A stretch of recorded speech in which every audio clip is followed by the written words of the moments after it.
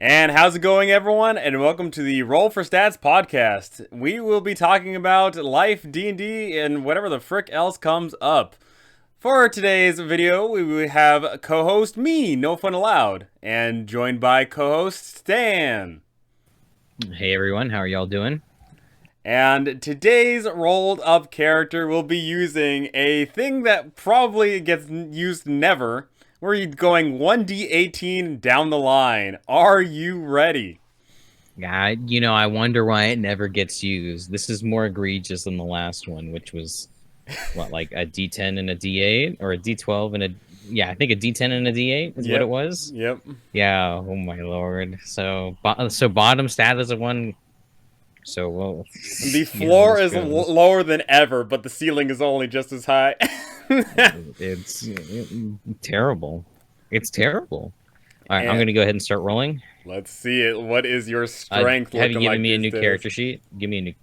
You got it right there. It's actually... I labeled it new just for you. There we go. Hey, what do you know? All right, so let's take a look here. Strength is going to be...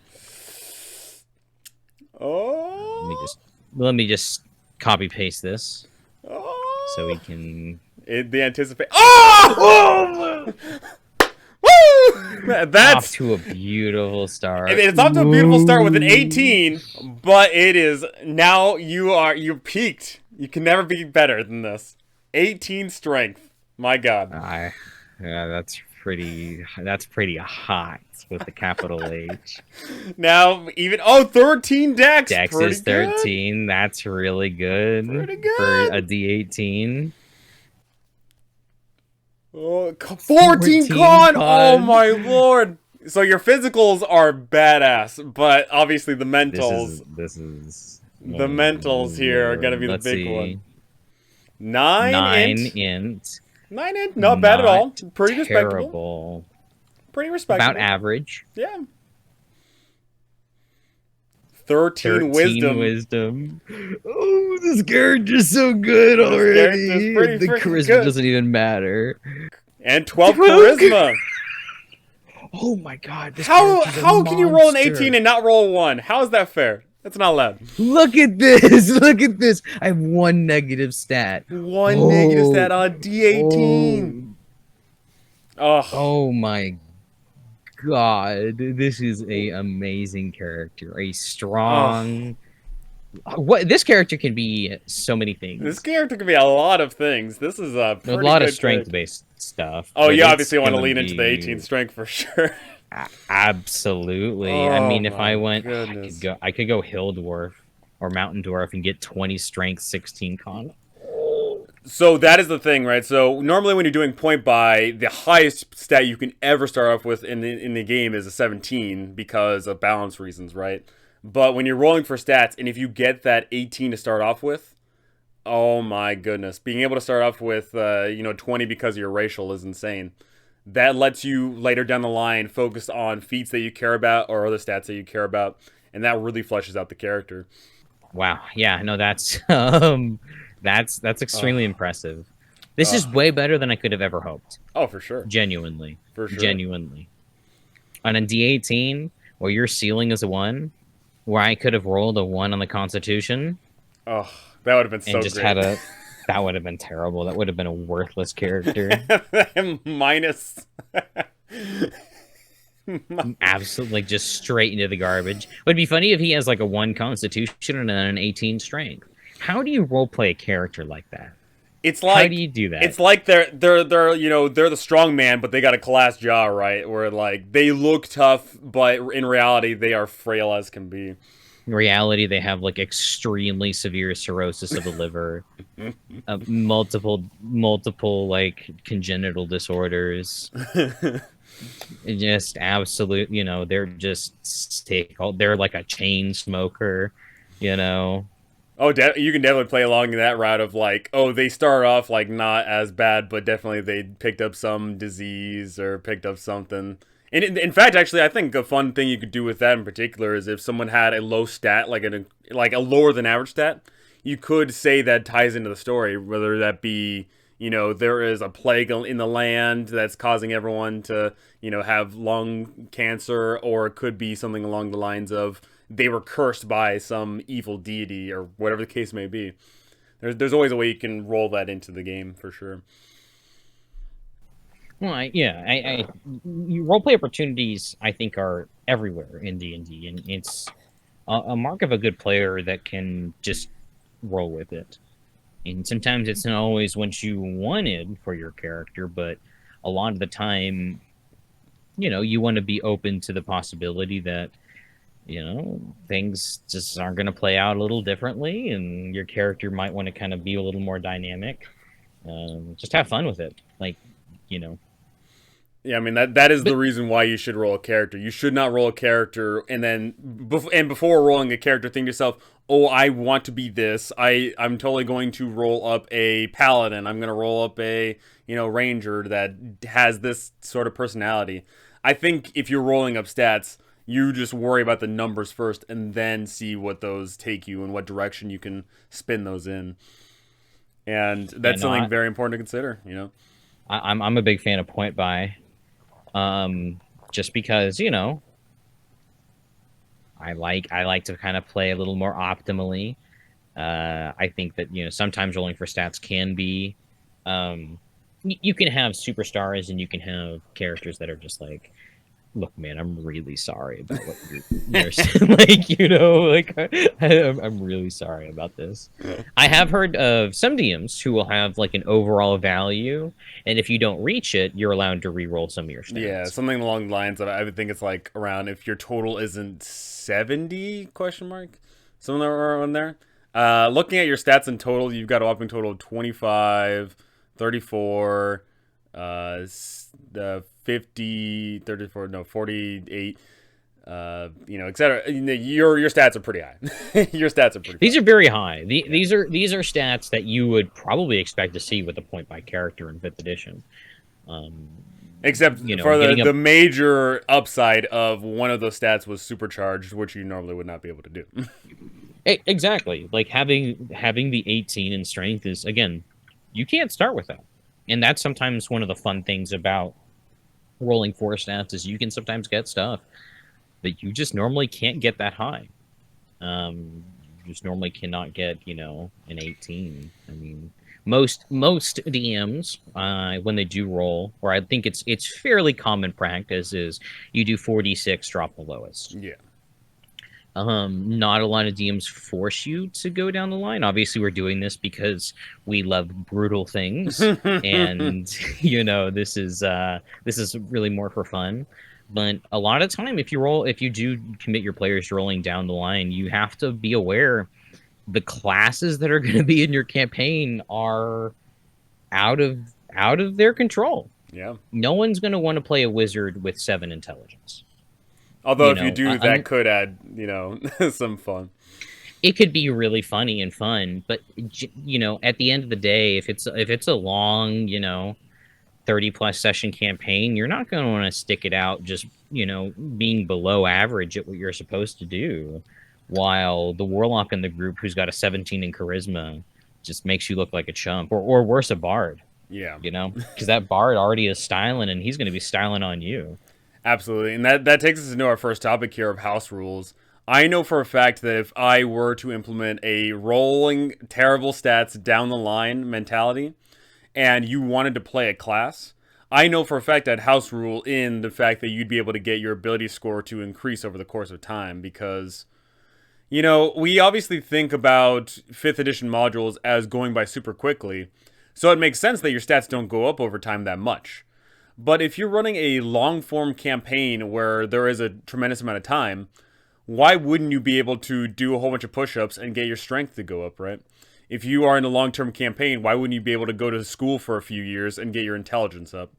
And that is definitely something I've incorporated into one of the games that I've had, which is a long-term campaign where I let them basically change their stats around where the person wanted to be a wizard, and over time he got his intelligence to go up, but at the same time he had to sacrifice some of his other stats, which I felt was fair.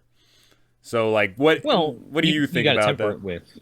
I think you have to temper it with some kind of give and take, right? You can, especially for 5th edition, you can have situations where your players power creep.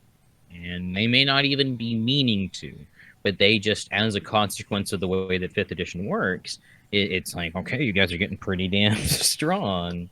I like playing with the idea, and I'm pretty sure there are rules that apply to this, but allowing them to over time, and it may cost some money, or it may have some kind of some type of investment where they can gain proficiencies and skills. I like the idea of sacrificing a certain stat, but you really got to temper it, I think, with the correct the correct flavor for the campaign. There's got to be a good roleplay reason behind it, because it can be immersive breaking if something happens without context as to why it happens. But I think you can very easily, and depending on how high magic setting your setting is, you can very easily have a system where you're able to reallocate some stats somewhere.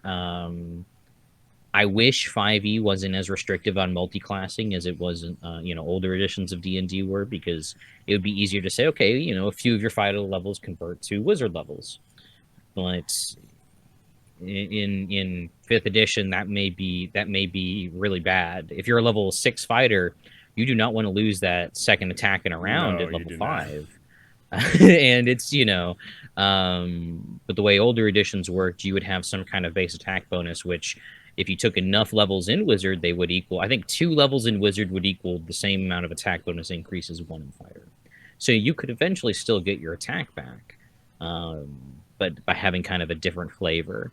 I think that reallocating stats, I think is a good thing given the right content. I think maybe giving players an out to respec, where they can, if they're level 8, they may have some kind of opportunity to retake the feats that they took up until that point, and maybe switch a few things around. D&D overall, and I think normally rules is written now. Tasha's changes this a little bit, but it's fairly inflexible in terms of going back and changing things about your character, uh, the way they work mechanically. Yeah, Tasha's just came out, and it does go over how you can reclass. And I've always allowed reclassing in my games, but once again, more often than not, in a 5th edition game, you're typically going at a breakneck speed, and you don't typically have those times to sit there and, have a reason why they would reclass. Mind you, of course, you can always try and shoehorn something in. A perfect example being, you could always say that, oh, they sell their soul to the devil and get some warlock levels, or, oh, hey, they apparently were a sorcerer the whole time. They just needed something to cause the magic to explode within them. But Find a definitely some of the magic other ones are a item or lot something harder. like that. Yeah. Yeah, some of them are a little bit harder to throw in there. And once again, it is entirely campaign based. If you're running a campaign where it's expected that months and years go on throughout the entirety of the campaign, then for sure it makes you can totally have people spend some time to dedicate themselves to be martially endowed, or they can go ahead and like devote themselves to a god and get some cool divine powers, etc., etc. But with most fifth edition modules, I think the average in-game time that you spend on most D&D modules is like 2 months or something like that. They're typically quick. Hmm. You mean 2 months in game time? Yeah, in-game time. Yeah, not Yeah. out of game. Obviously, it's a bit different, but Yeah, I was gonna say that's only a few sessions, but yeah, I agree. I think generally the time span is not terribly long. Depending on how your group does things in Tomb of Annihilation, I think you could get by with a much longer campaign. I think our characters, I don't remember how long our characters were in the jungles of Chult, but it was a decent amount of it time, was close to a year. and it was close to a year. Yeah. And the opportunity, I think, in that context of a campaign to do those things, I think, is maybe a little less, especially considering that there's a pretty major global threat happening. I mean, your characters probably, would they spend time spending 3 months learning Dwarven, or would they spend time trying to solve this major issue? I think that pacing is something that it's important to do right if you want your players to have certain opportunities. There obviously need to be times where things are kind of pressing and in the forefront, but there's no reason why there can just kind of be a lull and be like, look, you guys have 3 or 4 months until there's a certain thing that happens, or maybe there's an expedition that's going to be heading out in a month or two. And you guys can work a job, you guys can do this. I think downtime activity is a lot of fun Oh for yes. players. And unfortunately, I don't think there's that much opportunity. I mean, there are. I really should probably roll over on that comment, because there are opportunities, but certain campaigns there aren't. You have to kind of know what your players want, and they have to kind of also understand where they are in the setting. This goes into something we talked about on a previous episode, but low stakes campaigns. Not all the time does the world have to be in danger. It's not all the time that the big bad evil guy is about to, summon a creature that's going to devour the world. And not everyone's souls are at stake. If you have those low stakes campaigns where they're dealing with a minor, issue, and it's not something you can deal with in a single thing, the amount of time, then you can definitely have those lulls of downtime activity. And whether you are using the downtime activity in Xanathar's Guide, the DMG, or wherever else, just allowing your players to say, hey, you've got a whole 10 days to do whatever you want. What would your character do? And then you can go around the table and asking everyone, and that could be a ton of fun. Something that you don't necessarily have planned out all of a sudden takes up a solid hour of time as the players are role playing with you and role playing with each other. And Yeah. allowing the character to develop in the world a bit more, allowing them to actually feel the impact of the world around them can be great. Just if you get to explore the character a bit more, they get to explore the character a bit more, and they're not having to deal with something super duper major and pressing against them. Well, and I think sometimes it can become even more personal. A lot of the time, especially in many of these modules that Wizards is releasing, many of these villains aren't personally tied to the PCs. There'll be opportunities for them to kind of become more tied to them personally, but let's just say your characters decide to own property. What little adventures can you supply with that? What can you kind of do that makes it to where it's like, okay, this is their home or their business or their keep or whatever.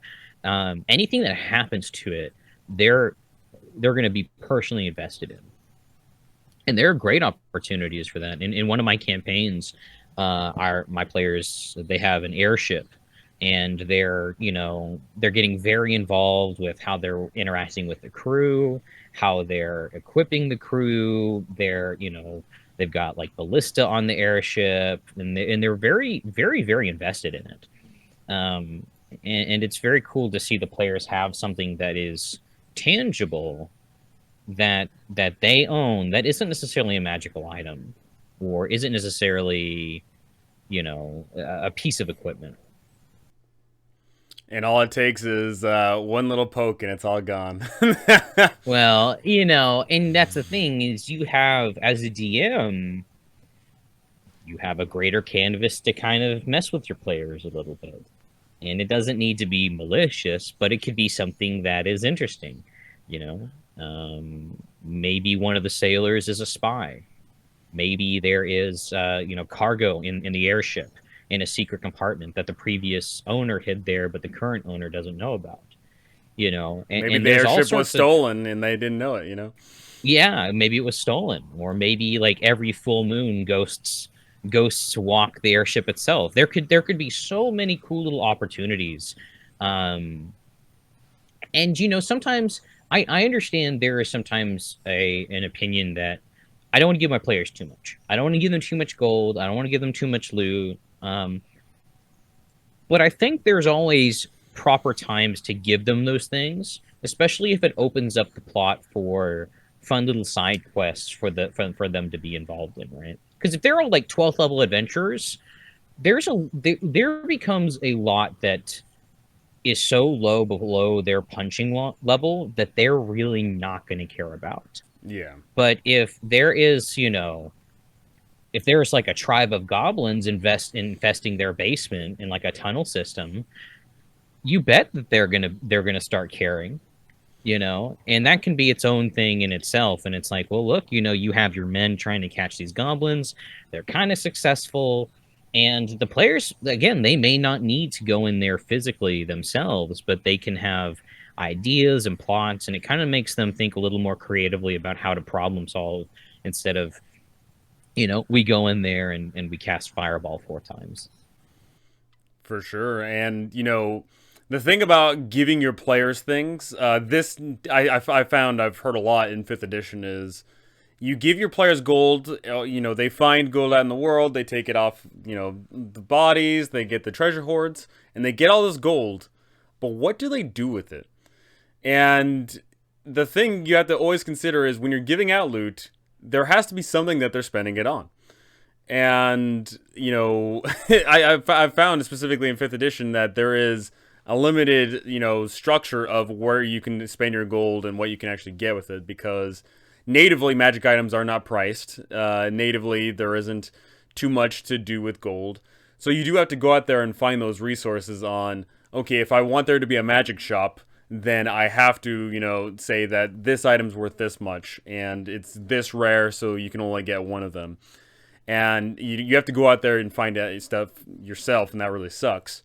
And another thing to consider too is maybe your players don't necessarily always want to buy the high-end magic items. Maybe they want to spend it on other things. And that's when the D&D economy starts going a little bit weird, because how are commoners ever supposed to be able to own anything when, trying to open up a tavern costs 1,000 gold, right? Like, that's... You always have to take in consideration how much gold they're going to get throughout the course of the campaign and what it means to the campaign. And I think that adds a lot to the storytelling. I think. Yeah. Go ahead. No, you. I was to say more so. I think it's one thing that as a DM that you can kind of temper that with is location. Are they buying property that is going to be in the heart of the city and in downtown? Well, maybe that property might be a little more expensive. Yeah, are they buying a farmstead that's 2 days walk outside of any kind of major city? That might be a cheaper piece of property, but there are so many opportunities to kind of invest into those things, and everything is different for your players. I've had several players in this last. I did a little test run of a campaign I'm building with a few players, and there was some property that was for sale, and it was just this it's a dilapidated kind of stone structure. But I kind of gave the players the impression and the suggestion that it's like, look, this is not just the building. This is some of the surrounding lands. You could do different things with it. You could expand this stone structure into instead of like a little 2-story stone tower, you could maybe build on more to it. And that is a great way to introduce gold sinks into your campaign. If you've ever just been like, I gave my characters too much gold, I will say this. Number one, make magic items extremely rare or extremely expensive to buy. Because if it's in a shop, your players will try to steal it. They absolutely will try to steal it. More so, they will also, they'll have, if they can just buy something, it kind of cheapens them finding it.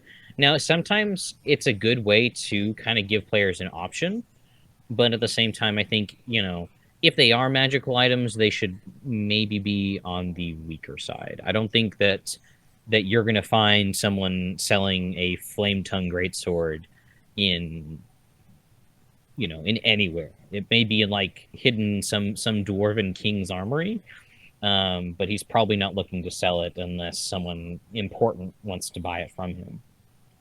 So there's a lot of different ways that you can kind of do that. But again, Like if your players get too much gold, there's a lot of ways that you can kind of give them opportunities because your players will want to spend that gold. Your players are going to want to be like, look, yeah, I've got all this gold, but what it's not going to do me any good if I'm not going to use it. So they absolutely are going to want to invest that into something in the game. Yeah, the buying that fortress for 400,000 gold, right? Like that's a huge money sink, and building something completely from scratch, or finding some dilapidated building and restoring it. Those are going to be huge time and money sinks, and that can be great because you can always throw in some variable in regards of if they're restoring this place or building it up fresh, then halfway through construction, oh hey, we were digging through the earth here, and then we stumbled across a cave, and one of the workers went in there and didn't come out, and that can just lead to a big old huge adventure.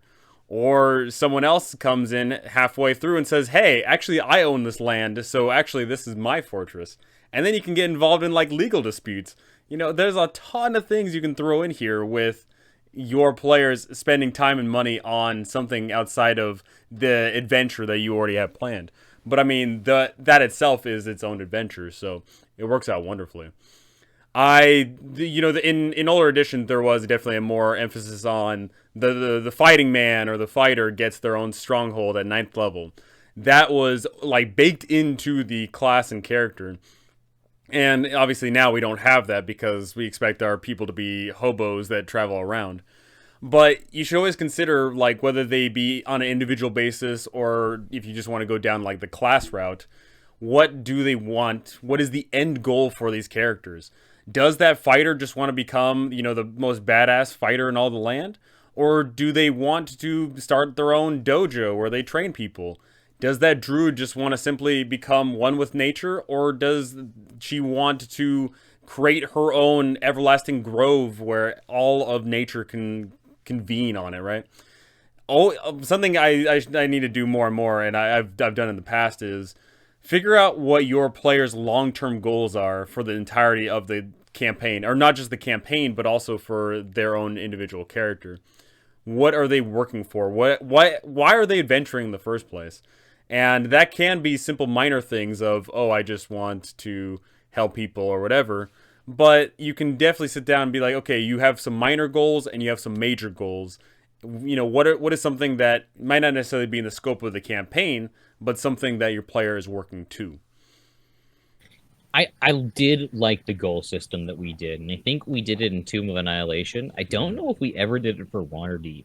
I know we kind of talked about adding it back in, but I just don't think we ever did. But I liked it because it was like, okay, here's like three major goals. I'm gonna do that If you for our current game right now. we really should. If we accomplish one of the goals, we got inspiration. And obviously it couldn't be like today I want to eat bread. Like there had to be some kind of degree of effort put into it. Something that advanced the story in some way, or it's like, hey, I want to go to this place that we haven't been to before.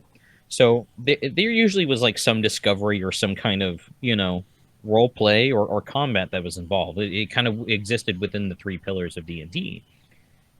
And I think that was a really good way to do things because I think in myself included, I forget to give out advantage, or not advantage, excuse me, inspiration. I forget to do it all the time. It never occurs to me when I'm DMing because I've got so many other things that I'm kind of mentally balancing as the game's going and kind of what to say as these NPCs. I forget to do it. But I think if you have a solid system that is, a little more mechanically focused, you can certainly give your players opportunities to get inspiration. Not only that, but also if you ask your player straight up, hey, give me one long-term goal, two short-term goals, then it gets them thinking, and then you can go ahead and display that out that, okay, these are your goals. So they know what their goals are because sometimes they forget as well. And then you know what their goals are, and you can look at that and bake that into the campaign. And I'm kicking myself right now for not doing it for the last campaign. I don't know, like that the whole thing. We just forgot. Yeah. We literally have just forgotten to do it for the last two campaigns. Yeah. And I think what happened is when we started playing Waterdeep, it was with new characters, and we were still kind of establishing, like we had some backstory to them, but we were still ourselves playing the characters, getting used to them, kind of figuring out how our role play system is going to be with these new characters. And I remember asking you about it, you're like, we'll kind of set that up in a little bit, right? Yeah. And we just kind of forgot because we had so much going on in Waterdeep, and then we didn't, because we didn't do it in Waterdeep, we didn't do it in in Rhyme, and now we're playing COS, and we need that system again. I'm writing that down. Right, meow. I'm We implementing that we next would session. we have, I think, again, I don't want to say any spoilers for anybody because this is a spoiler-free podcast. But I feel like our characters would have several major goals they would Oh be yes. interested in. Oh yes. And, once again, that is, that like the rewards, the player rewards of what are they getting out of the game, and not just, mind you, the player characters, but also the players, right? Because the player character might want something that the player doesn't want, right? And I think that's the mark of a really good role player, of playing up your character even if it goes against what you believe is right. Obviously circumstances always vary, but you could sit there and say, hey, someone, earned the wrath of my player character. I personally would like let it go because I'm not petty, but maybe my player character is petty and would, do something to get back at that individual. My And dwarven oath of vengeance paladin will not let this slight go at all. exactly. So yeah, speaking of players here, and, we're staring at this beautiful stat line of 18 strength, and who cares about everything else Mm. because you've only got one negative. Oh, What are oh, you it's so going to good. transform this It's majestic gotta creature be. into? It's gotta be looking at the stat line. Okay, I think I have a good opportunity to do something with either strength or wisdom. I could. I think I it's make a very. Tempest Cleric. I make another, just enough. Just keep making Tempest clerics, as the set line comes in. No, I would. I could make a very strong Turtle monk that's strength based. I Yes. could I could do a strength based ranger as well if I wanted to. Now the key is, I guess, what race I'm going to go, because that's going to kind of determine what bonuses I get. I'm going to go with the 20 strength. There's Oh, no for way I'm sure. not going up to 20 strength. It's So hard to pass up 20 strength at level 20 1. strength. So most of these are going to give you bonus to strength and con. I don't think there's anything. Well, centaur. I'm not going centaur with for strength and wisdom. Um, That's what I that's just, what the last character was. I just, it's cool, I guess, that they're adding some of these monstrous races, but I feel like there's just so many things with centaur that just kind of pull them away from what the typical player races. It may just be that they're not bipedal. It Almost all the, go it's ahead. weird, like, because you get in those situations where, like, okay, obviously the normal player character races would always be able to do this and that, but then there's the centaur, and then you think to yourself, how the frick do these people climb ladders or climb rope? Like, how does this person scale things? How does this person interact with doors? There's a lot of things you got to consider, and the right one of the things in particular is the size. So centaurs, the normal centaur monster that you come across in the monster manual, is a large creature because it is like a horse. But of course, in D&D, we haven't had a large race yet because that imbalances some things. So they make the centaur a medium-sized creature, and I'm just trying to, like, I got to think about the proportions of a medium-sized centaur. It, I feel like they're so stubby. They're like one of those miniature horses. It's weird. You You're like a little know, chair body on top of a pony. well, yeah. I mean, and there's apparently rules as written. A centaur could technically be riding another centaur. Am I correct in That is how the understanding that? UA was in that was called the Centaur, but thankfully they said, yeah, you can't do that because Yeah, it you doesn't can't. make I any think sense. you know, I'm sure some DMs would allow that at the table because they think it's funny. Oh, I'm sure. Let's see here. No fun allowed around here, obviously. No, of course not. I'm looking here. I'm really tempted. So I have an opportunity to take something that gives me a bonus to con. I could take a 2+2 con race, which I think wizard folk, excuse me, lizard folk actually is +2 to con and +1 to wisdom. So I could have 18 strength, 16 con, and 14 wisdom. Pretty good. It's not bad. And then I could make. Well, I guess I wouldn't want to go monk at that point if I'm a lizard folk. What does turtle give you? Let me see. Turtle is strength whiz, I want to say. Is it? I want to say. I only DM'd for a turtle, like 80 sessions straight. So you'd hope I know. I'm not seeing it here. Let me see. Race turtle. Strength and wisdom, I might have to go turtle. And hey, just a flat AC of good, 17 AC, pretty freaking good. So I'd have 20 strength, 14 con, 14 wisdom as a turtle. That's pretty good. I think this is the thing too. I could go turtle and I could still go barbarian. Oh, absolutely. I could go turtle barb with those stats and actually have a decent wisdom save. Yeah, because normally you want high dex for your barbarian because you are typically naked. But if you're a turtle, you don't care. Yeah, you have 17 AC. You got 17 AC. Reasonably, you sometimes do want to get hit. You do have shell defense. You gain +4 to AC, have an advantage on strength and constitution saves while in your shell. That's actually really good. You're prone, your speed is 0, and can increase. You have disadvantage on dex saves. Yeah, so your AC goes up by 4, but if someone goes up to you and attacks you, they have advantage. That's kind of... Well, that's...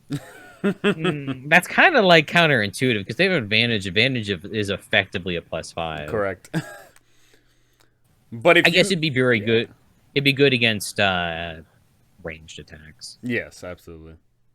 Because that would be +4, and the opponent has disadvantage, so pretty big. You can also breathe underwater for an hour at a time, making you actually good in water combat, which is a living nightmare. Oh, yes. An absolute living nightmare. Oh, yes. I think it's going to be turtle. Heck I think we're going to go turtle. Get that whiz to 14. Get that strength to 20. And woo! I'm going to be looking... I'm going to have to take a look at some of the monk stuff and some of the barbarian stuff and see what subclasses this guy might eventually go down. Yeah. Because that's going to be determinative of what class I ultimately take.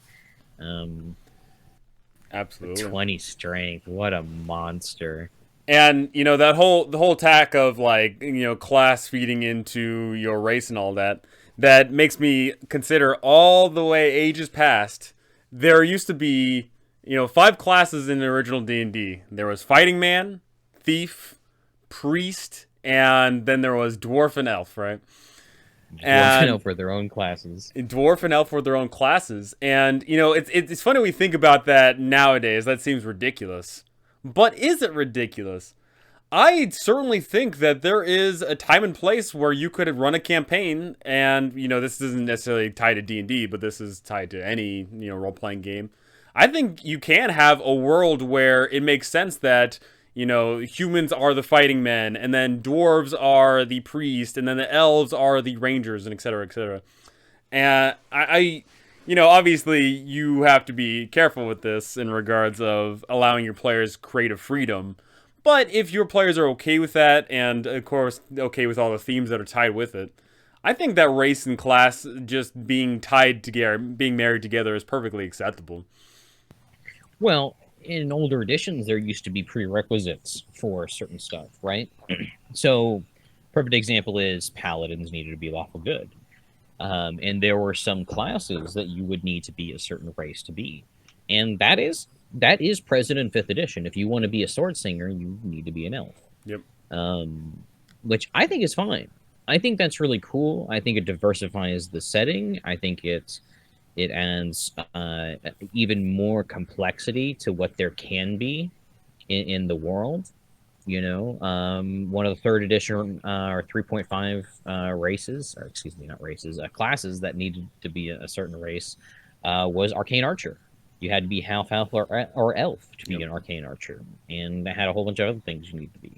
Dwarven defender was a dwarf only prestige class that had a lot of cool mechanics that were themed towards dwarves. So I think that you can have like a lot of cool options um, that diversify what already exists and gives those races maybe extra paths that are unique to them and that are special to them.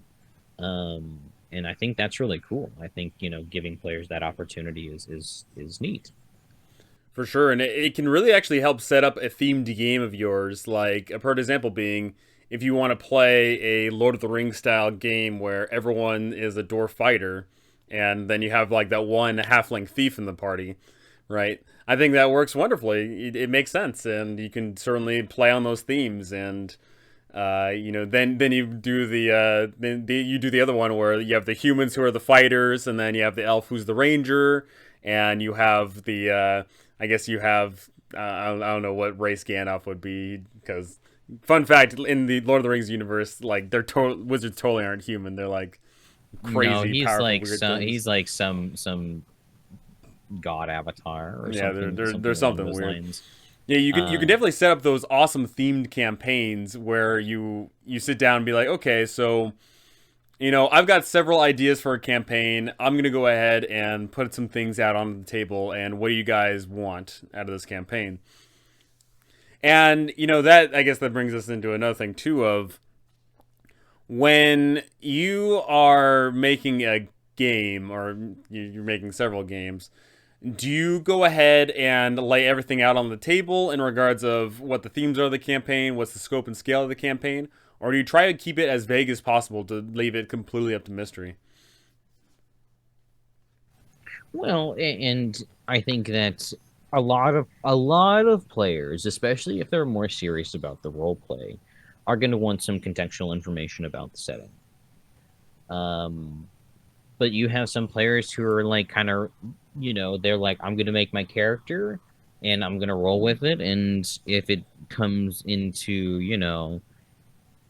play, I can ask the DM what would my character know about this, and that kind of keeps it a little more bite sized, and you're less worried about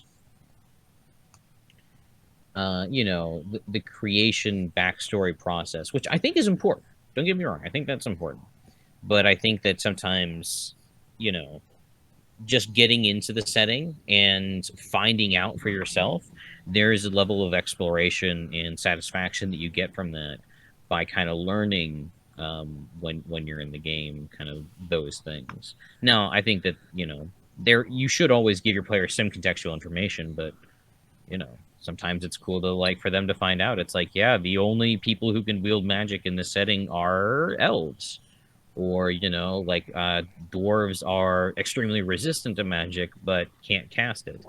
That's a common theme you see in some fantasy settings, and I don't see why that can't be maybe expanded upon.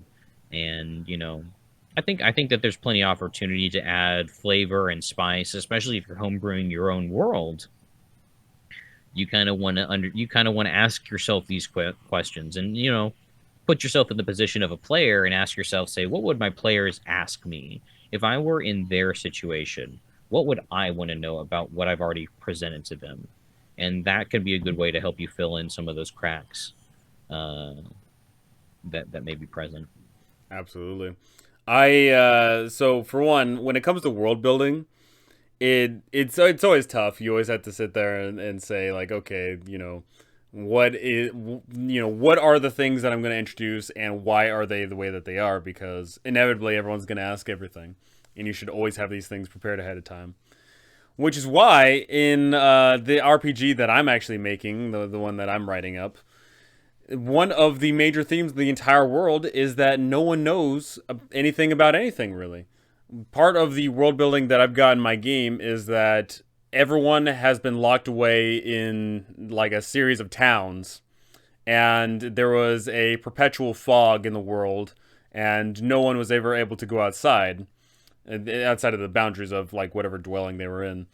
And now, after several hundred years, the fog's finally lifted, and people are exploring the world again.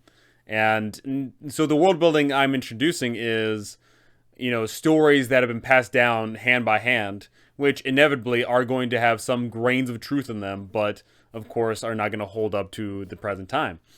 I think that depending on how hard you want to go on the storytelling and the world building, or how little you want to go in, really shapes what your players are going to be asking and what they know. And to that degree, one thing I've done for all of my campaigns that I plan on running or I've already ran is I've got a dossier, a large folder of all of these modules that I'm going to plan on running. And whenever I have a new group that wants to play a game, I always show them this dossier and I say, hey, what looks good in this? And all the time, people sift through it all the however many is in there. I'm going to have a link in the description below. And then people always, say, okay, we've narrowed it down between these three, and then we finally look around to each other, and I say, okay, so which one do you like the most? And once they've looked at the little dossier that's only got 2 paragraphs on, or 2 or 3 paragraphs on the module, then we sit down and I elaborate further. Okay, so this module is going to take place in a land far away, and you're going to be trying to save the world. This module is about, fighting in arena, and you have to deal with the political intrigue, you know. And it's really helpful to solidify that, the information that your players know before the start of the game, and definitely get them invested in what kind of game that they want to play in. Whew. Yeah, I think that the players having that knowledge it's important for them to make an informed decision. But I think that there should be only so much that you tell them, and you definitely want to you obviously want to keep stuff secret for your own plot hooks, but the players not knowing things immediately is not going to be the worst thing. Um, no one's going to be, and I don't think the DM or the players expect each other to know every single fine comb detail about something. And a lot of the thing is, in some settings, sometimes some of that stuff is impromptu on the DM's part too. And if they're a good DM, they'll make it seem like this is just a very organic, consistent part of their setting, but it may be something that they haven't thought about yet. And it's like, oh shit, what is this land like? What is like, the temperature today? Or nightmare scenario that every DM has is when the players say, yeah, hey, we're talking to this NPC. He's just a random peasant. And the players say, what is your name? And The dreaded line. That's the most terrifying thing you'll ever hear as a DM. And sometimes you got to roll with it. And so I think answering the players' questions about things is good, but also the players just a general overview of the campaign substance, I think is good enough for them to know. If you try to summarize your campaign in 1 to 2 sentences, and I think that generally is going to give them enough of a gist of what the kind of play style the campaign is going to be. And then as they decide, like, yeah, I want to do that arena adventure, then they can sit down and say, okay, what's the city like? What's the culture like? And the DM can kind of answer those questions, right? Yeah, and it's very important to discuss the theme of your game in regards of Is it going to draw upon one of the three pillars more? Is it going to be more combat? Is it going to be more exploration? Is it going to be more role play? Because sadly, I've sat down with a character I had in mind, and the thing that the DM said that the campaign was, it was entirely different, and I had a character that was more about the role play, and lo and behold, it was about the combat, and I was just like, yeah, this doesn't really fit well. My character just doesn't belong here. So if you are running a module, whether that be your own or whatever is created, you need to sit down and say, okay, this is a hack and slash hexplorer, where you're going around, traveling all around, and you're also going to be interacting with a pocket of civilization here. Or you're going to the frozen tundra and there's little bastions of civilization, but it's the frigid north, or whatever the case may be. You need to be very transparent with the overall theme of the campaign, because it sucks, it sucks sitting down thinking that your character is going to mesh well, but in reality, once you go and sit down, it doesn't end up being what they either what they promised or what you believed it to be. That is obviously something to be said as well. As a DM, you can put something down and your players pick up something else. So it is important to make sure that everyone knows what's going on here. You can definitely say something and your players think that they heard something else. Or maybe it's just you're trying to be not reveal too much information, but they're, coming in with their own ideas about what the campaign already is. It's a really tough line to walk down, but you do have to sit down with the individual person and say, hey, just making sure you're building your character super well optimized for combat, but just so you know, there isn't going to be that much combat in this game. Are you cool with that? And yeah. Review with your players before the campaign kicks off. Well, I think especially as a DM, you need to ask yourself, what are the things that are going to impact character creation the most? Is, your setting going to be a place where magic is illegal or extremely regulated? You should probably tell them that before they decide to play, a sorcerer that has a whole bunch of party trick spells, or someone like that, right? Where they're like, yeah, I bring magic to children, and it's like, ooh, I'm sorry, you would probably be arrested by the guards immediately and put to death. That's something that the players need to know before they sit down and establish their characters. Now, you do always have some PCs who just know what they want to play ahead of time, regardless of what campaign that they're coming into, which I don't think is a very good thing. I think as a player, you need to be open to the fact that you kind of need to know what campaign you're making the character for. Not every campaign is going to fit every character idea you have, and you want to kind of temper that with, okay, where, and I guess I should say, knowing these things, are you still going to make that sorcerer? Well, okay, if you do want to, that's fine, but your character has to be aware that what they're doing, could be illegal.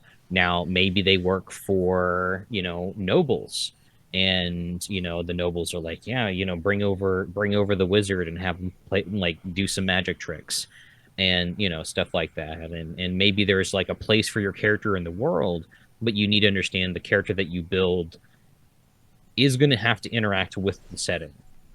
And is it going to be an interaction that you as a player are going to be okay with? Or are you setting yourself up to be, in a position where you're not really going to have fun because you built a character that, unfortunately doesn't fit the setting very well. Yeah. Which is why those session zeros are so important, to sit down with everyone and say, hey, this is, making sure that everyone is there saying, hey, this is what I expect out of the game and what do I expect from you guys out of the game. But I go a teeny bit step further, not just with the session 0 with everyone, but I also have a session 0.5 where I do a one-on-one with everyone so that we can go ahead and, solidify what the characters' ideas are and finally get them into, a little bit of action, because everyone always has this mentality of what their character is going to be. You write down the character, you think to yourself, okay, this is what their ideals, bonds, flaws, and motivations are. This is like they're going to act this way. They're going to be cool. They're going to be callous. They're going to be, you know, you have these thoughts. But what ends up happening a lot of the time is you are presented with some sort of situation, whether that be a social interaction or a combat or whatever, and you end up playing the character differently. And, you know, no plant survives first contact with the enemy, and no PC survives, you know, first idea with the campaign. Which is why I introduced that 0.5 one-on-one session, where we, you know, make sure that your character sheet's all good, and I make sure that they are a right fit for the game, and we sit down and, you know, discover what this character actually means for the campaign, but also what this character is going to actually be for yourself. And it's a really great way to actually play this character in front of just one person instead of having to work through those kinks in front of everyone else when you're actually sitting down to do the session one, right? So, yeah. Go ahead. No, you. I'm gonna say, yeah. I think those initial sessions are important. I think, and you know, especially if it's an in-person game. I mean, you may have a little hard time getting the time to sit down with each person physically and kind of talk about the character just one-on-one. But I think, you know, you should make somewhat of an effort, because you'll have an opportunity to have maybe a little single session. There may be some little combat. But moreover, you can establish things that character may know that the other players don't know. And, you know, unfortunately, metagaming is a thing. And if you know, everyone at the table hears that you killed like an old man, you know, at a milk farm, and then you ran away and joined the group, it's there's going to be, you know, it's very hard for some players to not metagame that within their characters and just be immediately suspicious. And sometimes it's unconscious, and sometimes they don't mean to do it. But you have opportunities for things that the player themselves can, at their discretion, reveal to the party. And sometimes that can make for some really cool, you know, kind of interactions, some cool, like, oh man, like, we didn't know this. Perfect example is again, no spoilers. We're not gonna like say how this happened. Yes, tell the story. there was a situation where, you know, we were playing TOA, and, you know, some of our characters had some things in their past, you know, some more than others, about, you know, something that happened to them that was important to them. One of our characters had a dead wife, and it was like very personal and this and that. We did not know about it until the very final session that it came out, and it came out in a way that, like, he didn't tell us. We just found out, and it's just like, what the fuck? You have a dead wife? Why did you never tell us? We've been in here for over a year together. And it was such a funny, like, it was very funny and comical, but he's like, no one ever asked. And I'm like, well, because you didn't want to share anything. We constantly ask, why are you so upset and broody? And then you get mad at us and drink.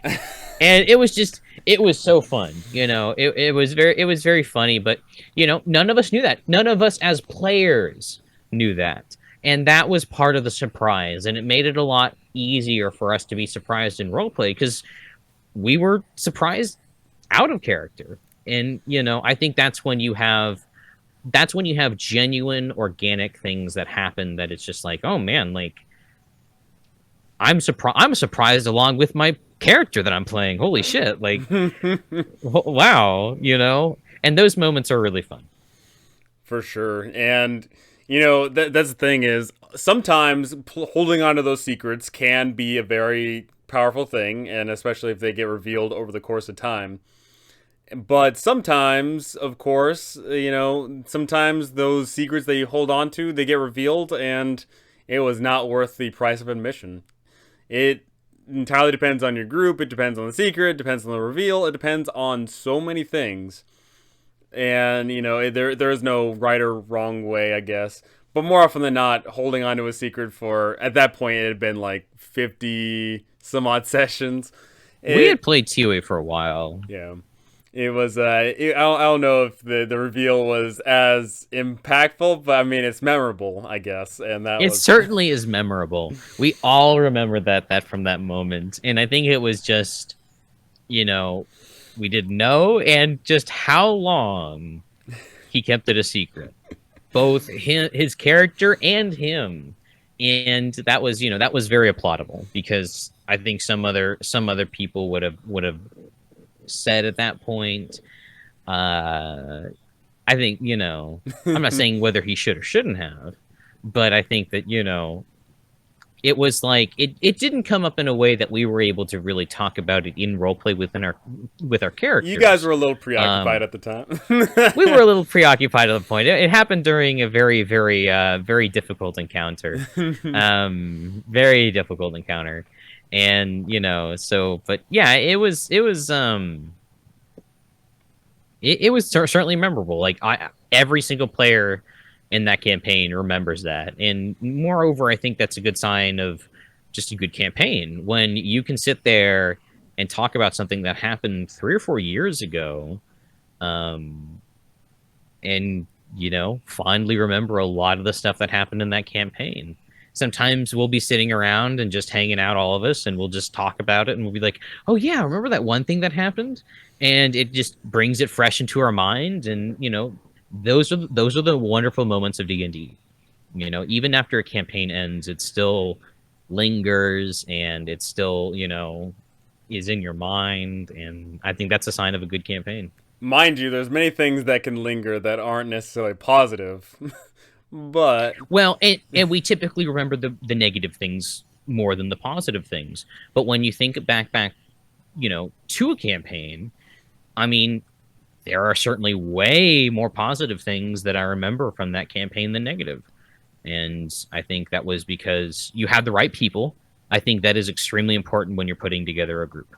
I think having the right, you do not. There are some people who I know that I would not invite to play D&D together, just because I know that their personalities cause a lot of friction between them. They have different play styles, and D&D means something different to both of those people. oh yes, And this is not just like two specific people. This is there's a lot of people who I wouldn't bring to at the table to play D&D together. for sure. But again, that's who you DM for. I think as a DM, you certainly want to make sure your group is compatible to play with each other, because there is nothing worse than having a very heated dispute at the table that interrupts the game. So I guess this transitions perfectly well into this next one of open for everyone games. So I Oh, what ran a a teeny little campaign called The Frontier, which was a West Marches style campaign, meaning that anybody could show up at any given point. At the highlight of it, I think there was 33 people registered for the campaign, and I would go ahead and say, hey, I'm running a game in a few hours. Who's down to play? And then people would show up. There's a limit And, of 8 players. Keep that in mind. well, 8 player party in 5e. yeah, I mean, well, at the beginning, I didn't have any at all, but then there was one session where we had 11 people, and I was like, okay, that's enough. We'll bring it down to 8. And then we brought it down a little bit further and a little bit further, but I think it ended up at 6. I think I think at the very end I was like, all right, 6 is the max, because especially for later high level play, the more high level PCs you have, the more crazy shenanigans they can get up to. But that whole idea of open game, I thought was pretty neat. I thought it was cool, and there's a lot of great aspects that came out of that campaign. But as you just alluded to, there's a bunch of people who see D&D as different things, and unfortunately, there's human beings that just don't get along. And there was a teeny bit of friction, just a tiny bit, right? So, do you remember any fond and yet terrible stories that came out of that? Oh yeah. Absolutely. The backseat gaming became a real problem. A Yes. lot of times you'd have people on their turn. And keep in mind the context of the frontier is death is common. Death was very common. There were, I believe, about one PC death per session on average. On average. Yeah. And that it wasn't necessarily like that. It specifically in the order of the way that things happened. We'd have some sessions where 8 people would die, and it would be a TPK. We'd have some sessions where no one dies, right? And so they would kind of even each other out. There'd be some sessions where most of the party dies, but only a few people get away.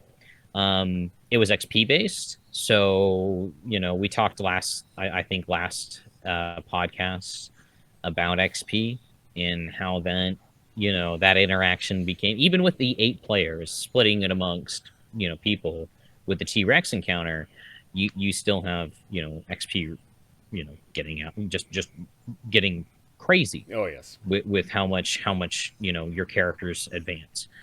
So and if your character died, you made a new one, and there was a level floor. And I think we started it at, I don't remember if the campaign started at 1 or 2, but I think it was 2 for a while, and then it kind of slowly rose. If we discovered a location, it would add, we'd all in the party get XP, and it would add XP to any incoming characters, and they could eventually get to the point where any new incoming characters are level 3. And because people drop like flies, you would have some characters come in that would get very high level and be very hard to kill, and then you'd have some players that like to play the frontline fighter and got dunked on a lot. It was also 3d6. Wasn't down the line, but it was 3d6 roll for stats. So you'd have some players that had very similar to the stats that I just rolled. This character would be like, oh, big daddy, turtle waddling on through with 20 strength at level 3. This would be a keeper kind of a character. Oh, yes. But then we have characters like Dopey. And do you want to tell the Dopey story, Trevor? So I'm actually, fun fact, I'm actually planning on doing a animated style of what do you call that stuff? Storytelling on my channel, and I know for a fact Dopey is definitely getting a story of his own because he deserves it. He deserves it. Absolutely, he does. But yeah, so fun fact in regards of rolling high. Do you remember what happened to the first person that ever rolled an 18 in that campaign? Yeah, they died like a few sessions in. I think. Not a few sessions. The very first expedition they went on, they got trampled by a Triceratops. Yeah. So fun times there. So yeah, so one of the things it was a really great learning lesson for me as a DM, for DMing for a ton of people, for DMing a ton of sessions, for DMing this certain playstyle. It was great for me to learn. And one thing I learned is I need to be, a lot more assertive when it comes to allowing people to interact with in certain ways. As you mentioned, there was a lot of backseat gaming. There was a lot of people saying, hey, you should use this spell, you should go here, you should do that. And that robbed them of their own play style, and that robbed them of, just pretty much anything. There was social pressure. Yeah. Big social pressure to do what people wanted you to do. For sure, and that was a big issue. Another issue was, of course, that some people just straight up didn't get along with each other, and that caused a bit of friction. And something surprising, which I was sad to find, was I allowed for a lot of player autonomy in regards of, I just started the campaign, and there was no expectations at all of the campaign, and I let them do whatever they wanted, and I let them build up whatever they wanted. But what I found was, when I allowed so many people, like, the however many 20, 30 people that were playing actively at any given point, when all of these people came together and were trying to influence the game at the same time, this caused an extreme amount of conflict, both in-game and out-of-game. They wanted to start a guild together, and then it spun into this idea of...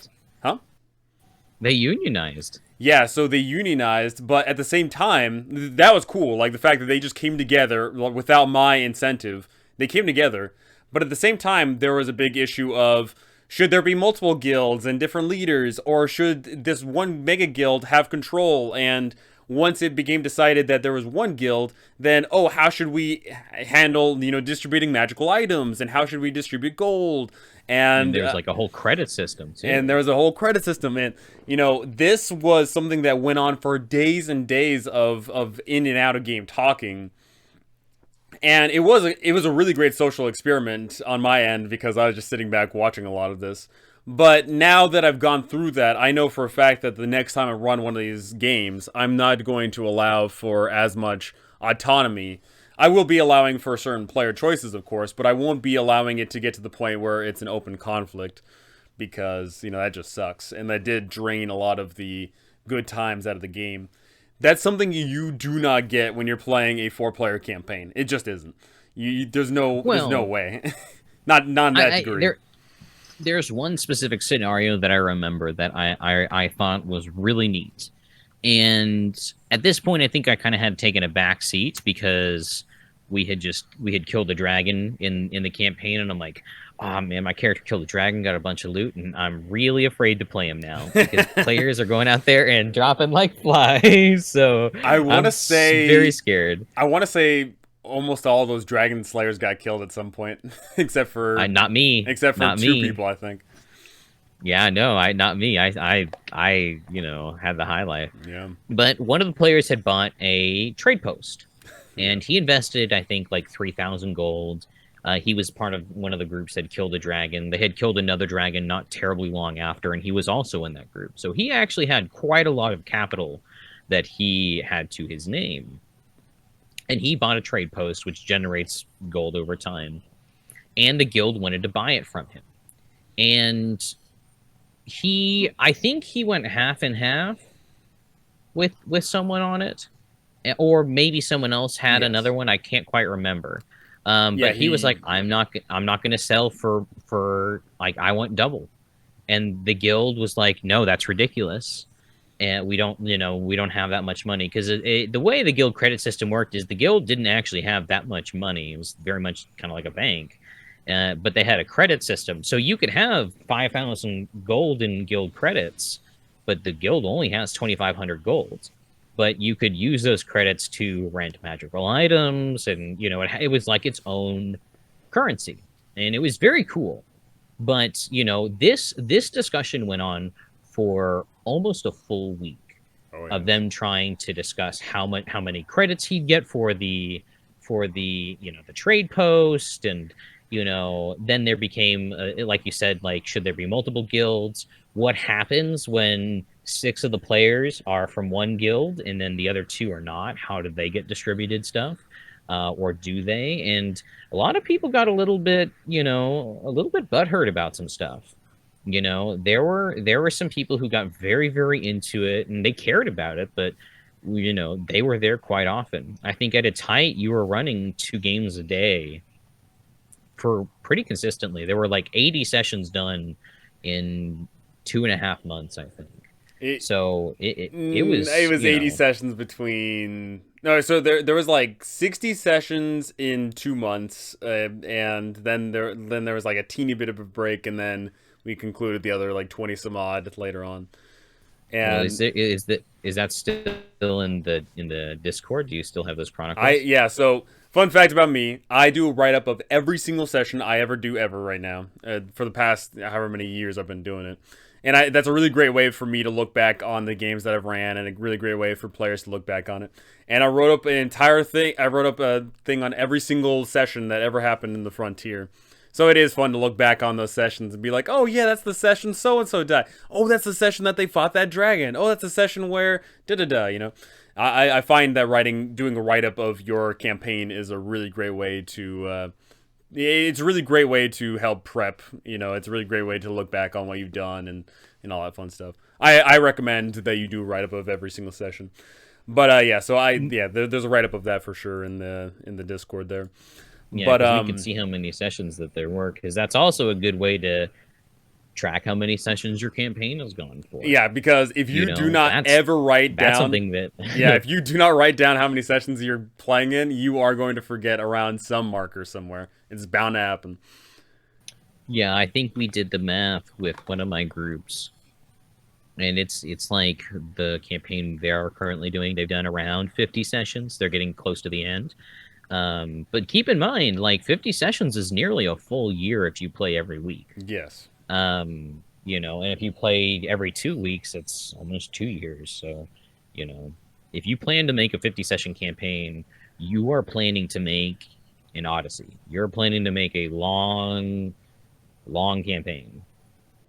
And 50 times if you're playing a 3-hour session, that's 150 hours of content right there. That's a long Yeah, time. that's a lot of time. That's a lot of time. 150 hours. Yeah, so yeah, definitely do write ups of your sessions. Definitely, if you're going to be running an open game, you have to slam it down, and you have to have laws right from the beginning in regards to social interactions, and you can't allow for as much autonomy as you normally would in a regular campaign. So yeah, that I guess we talked about the frontier for a bit, but we have all these different styles of DMing, whether that be running an open game that anyone can just hop in and play in, or you DM a tight knit game that's about 4 people and going places. And there's so many different DMing styles in between there. So like, what do you typically see from other people, and what do you like the most? About DMing styles? Yeah, different DMing Well, styles. Yeah. so I see a lot of DMs that that really care. I see a lot of DMs that put a lot of care into the setting and into their DMing style. But I think that can sometimes be detrimental because they become so worried about, are my players going to like it? Is this the right thing? Oh my gosh, you can build yourself up, to a point of anxiety to where you're kind of, you know, you're it might show a little bit, which is not the worst thing, but sometimes it might lead you to make decisions that are inorganic because you feel that there is some kind of pressure. So I see sometimes that with DMs like that, that'll be a little more nervous, but I would say just take it easy, just enjoy it. There's no rush. Um, I see, some DMs that are very, very oriented around integrating their players' goals in with the story as well. And I like that a lot, where, you sit down and the DM's like, okay, who is your character? Where are they from? You know, um, what did their parents do? Well, why did they decide to become a ranger or a wizard? Or how did your character find out that they were a sorcerer? um, and things like that, and kind of being able to weave those into the story in some way, even if they're minor, even if it's something that's doesn't come up until session 10 or 15. It gives you a lot of opportunity to kind of give your player something that is a little more unique, a little more important to them, without it being too centralized towards the main plot of the story. So I like DMs that kind of go in and really pay attention to why, what is my character doing, what is my character done, and why have they gone down this path. Specific really good example is, I played a character named Billy Wellington in Waterdeep, and his background was a noble, and he had a little villa that he could go to. He didn't own it; his parents owned it, but he was allowed to shelter there, and it kind of went in with some of his noble background bonuses that he got. But yeah, it's that kind of stuff adds to world building. So when you kind of take your character's story and kind of build it into the campaign a little bit to make it feel like that they actually live there a little bit more, maybe that they have a little more at stake. I think that's a very good thing. Now you have to have players that are willing to do that, but I do like how in fifth edition, how your background is a little bit more important. It's a little bit more relevant into what your characters, who they are and what they've done. Yeah, those Perfect example background. is Yeah.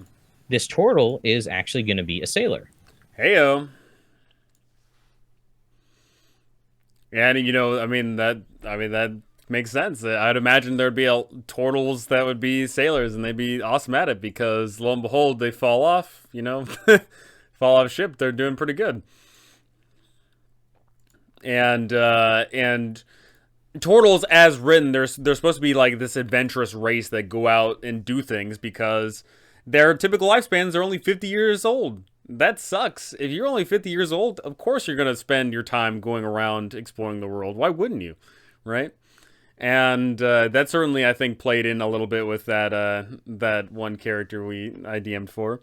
And I think there's a lot of storytelling to be had with not only that, the circumstances of this character, but their background. And then we sit there and weave, okay, so why is there a turtle, sailor, barbarian? How do those combine? How do those relate to each other?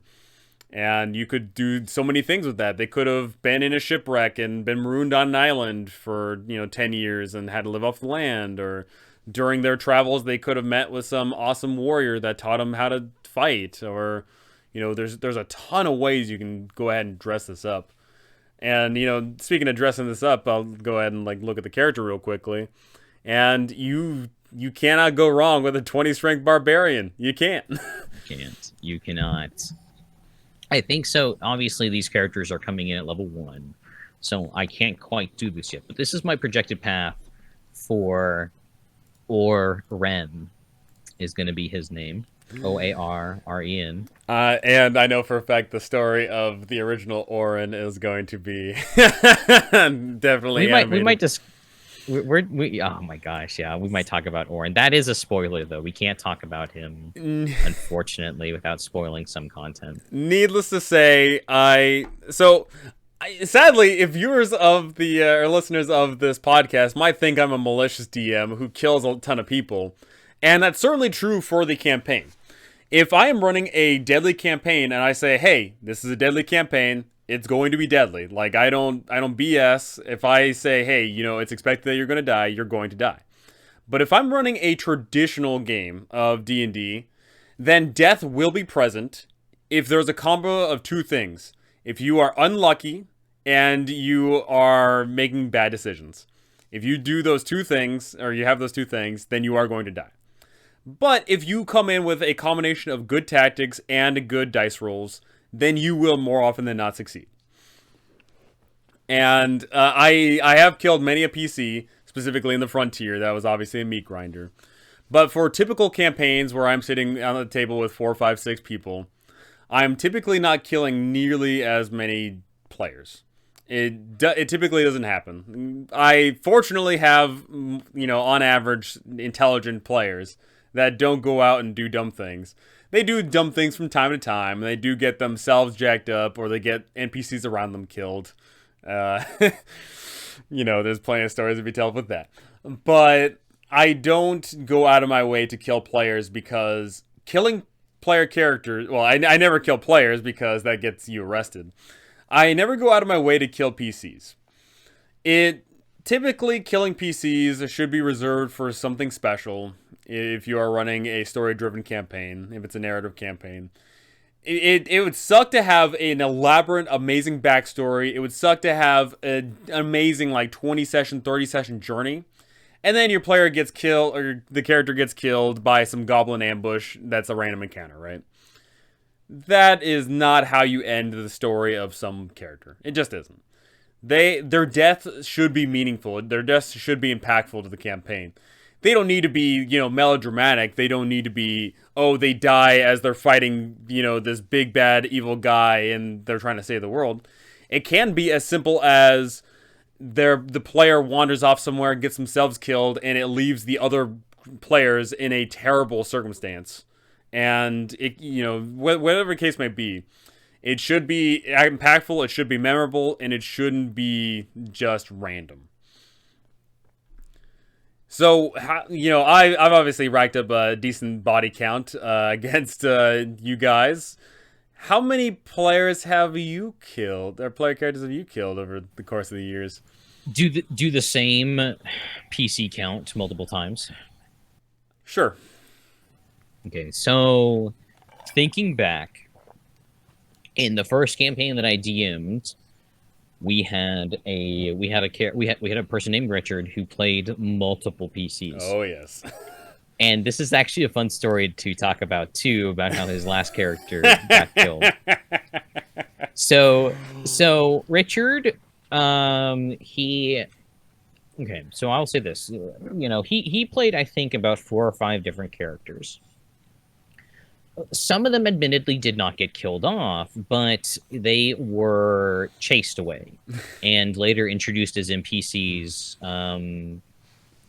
that they fought and killed, and he was fine with it. He was totally fine with that kind of stuff.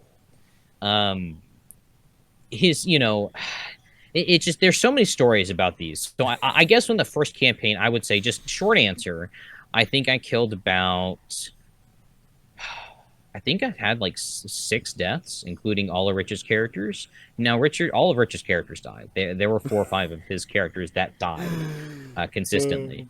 I did run a 3rd edition campaign, so there are save or die effects. But this was also, those effects were typically introduced post level 9. Yeah. So bringing someone back to life was not impossible. I played with some revised 3rd edition rules that I'd homebrewed myself. So make some things balanced, like the spell harm or other imbalanced abilities. But there were a few player deaths, but they were never, other than Richard, I don't think there were any player deaths that were permanent. That the players were not able to somehow find someone to bring that character back. Now, the second campaign that I ran, we had one character. He was playing a sorceress named Heron. Now, in the 3rd edition I played in, it takes max HP for your hit die, but with sorcerers, their hit die is 4, so they basically get about the same amount of HP that they get in 5th edition.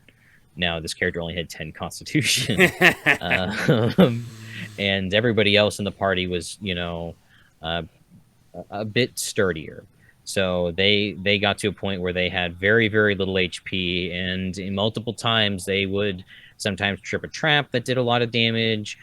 Sometimes they would get hit with an empowered or a maximized chain lightning, and they'd fall dead. There was a specific example where they got hit with the acid of a black dragon, which seems to kill low HP spellcasters quite frequently. Oh yes. In both of our situation, our campaigns, and they died there.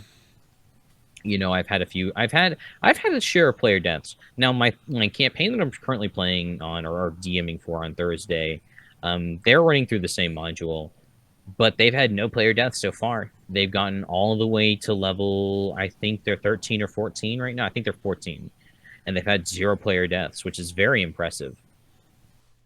Pretty good. Yeah, I'm running a game for you guys right now, and there's been 4 deaths already. We've had a couple. Once again, I'm not a vindictive DM. I know it sounds bad saying all these player deaths and stuff, but I swear I don't kill people that often. I swear. He'll kill you guys if you play in a Trevor's game. He will kill you.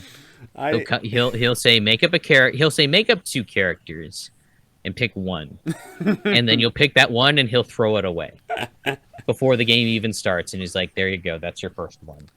I will say something to be said though is I think there's a lesson to be learned from Dragonlance. Dragonlance was an older setting where you would take pre-generated characters and run them. But the interesting thing about the game was if you were to die, the DM was required to always have some abstract reason as to why that character would disappear. Because in that game, characters could never die because you're running these pre-generated characters that are integral to the story. So if you got into a fight with orcs, you'd say, okay, so, they die, but in reality, the orcs, push this person off a cliff, and then you lose track of them. Or you're going up against a dragon after the breath attack, they disappear. Stuff like that.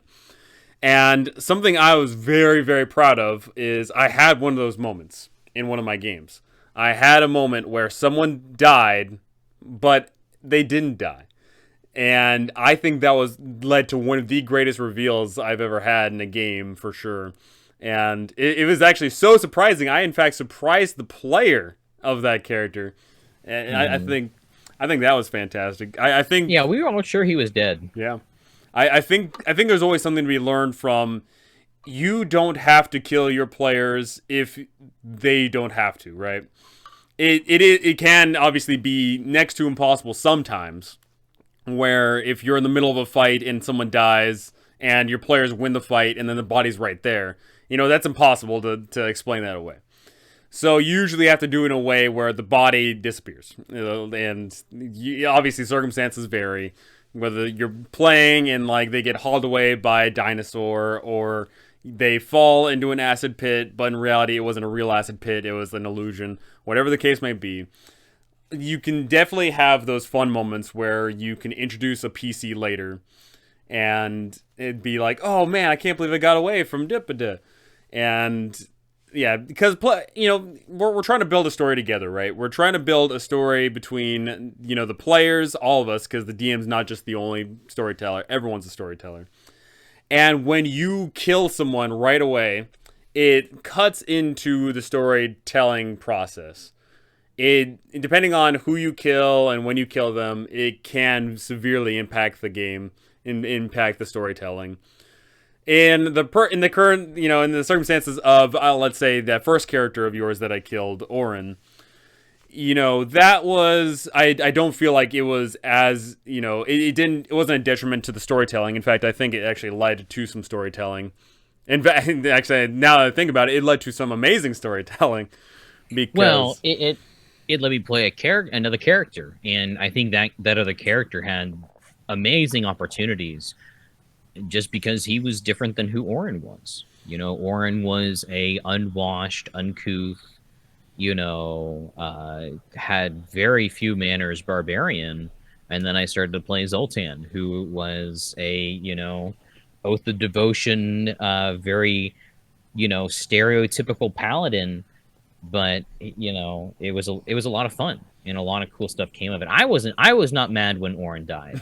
And you know what? I stand by the fact, and I'll say this without spoiling anything. The context of this was Orin saw something, and I was searching around for a person, and I rolled very low on a perception check. I rolled a natural 1, and I saw something, that it's like, oh, it's like, something that was valuable. And I'm like, okay, this is kind of sketchy because I know I rolled a 1, but I see it. I'm looking around and I see it, and, I'm going to roll with it.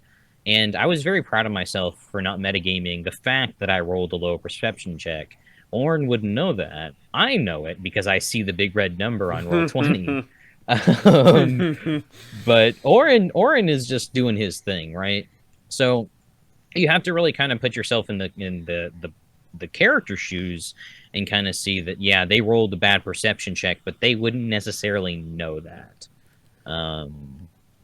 Other things are a little different. Like if you go and you're trying to, scale a wall with athletics, that character probably know if they rolled bad on that athletics because they fall off the wall. But other things like perception and insight, I think those are things that you can potentially roll behind the screens for your players. Yes. And they don't know the role. And that was a little more common in older edition D&D, but I think the players not knowing the role helps their perception of whether or not what is going to happen. I'm not going to do that with your group because Insight is just such a hilarious meme because you guys... We can't roll high on Insight. It's like, I don't know what's wrong with us. We cannot roll higher than a natural 8 on our Insight checks. It's astounding.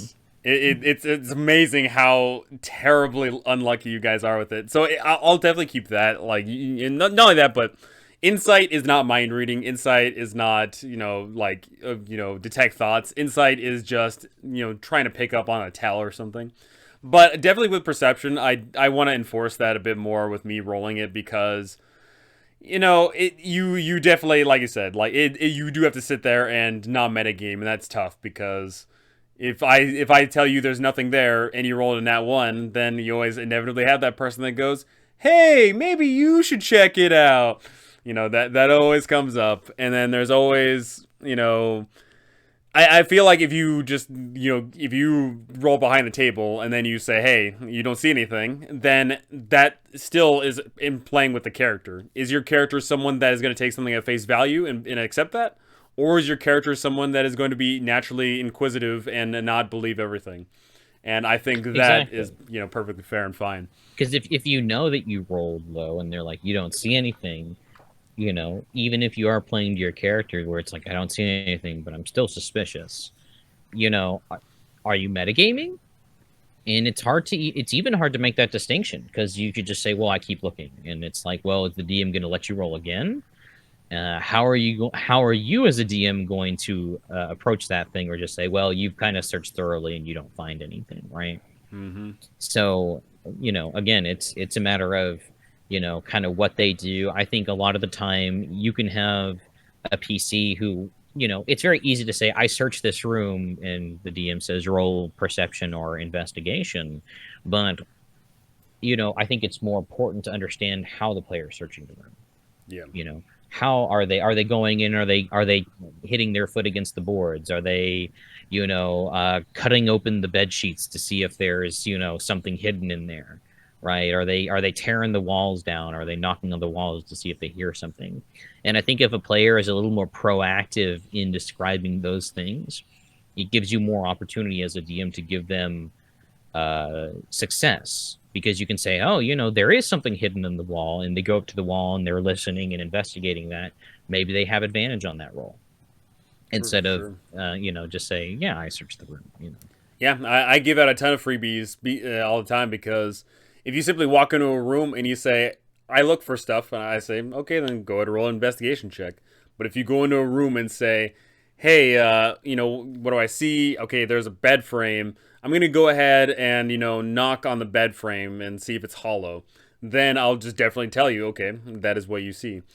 I find that the dice rolls are a way to skip time, instead of having to explain everything. And, obviously, depending on the table that you have and the precedent that you already have, you can change that up to your own degree. But I think that, dice are a way to cut time down. And you should definitely leave a lot of roleplay stuff and a lot of, personal stuff away from dice rolls. But that being said, of course, if you have someone that is scaling a wall, then you should definitely say, okay, it's always going to be an athletics check.